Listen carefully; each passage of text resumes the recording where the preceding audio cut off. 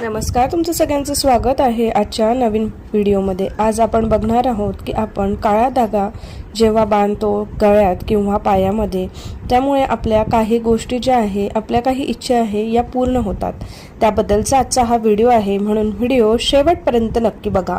आणि जे लोक व्हिडिओ बघून सुद्धा चॅनलला सबस्क्राइब करत नाही त्यांना सुद्धा सांगते की चॅनलला सबस्क्राइब करायला विसरू नका। घरातील काही अडचणी व संसारातील ताणतणाव यासारख्या अनेक अडचणी आपल्या जीवनामध्ये येतच असतात।